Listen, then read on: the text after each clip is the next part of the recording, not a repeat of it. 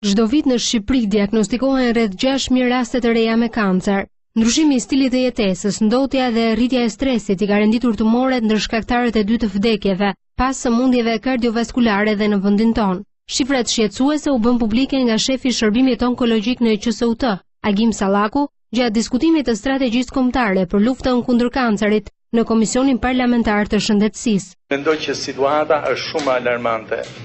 Do të jemi në rendin e rreth 6.000 raste të reja në vit. Kemi probleme me citostatikët, kemi probleme.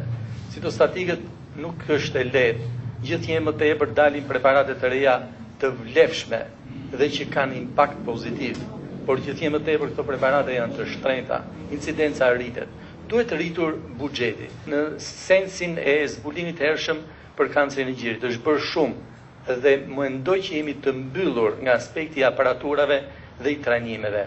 Shoh pak me dyshim problemin e diagnozës dhe zbulimit të hershëm kancerit qafës mitrës, sepse kemi mungesë anatom patologësh.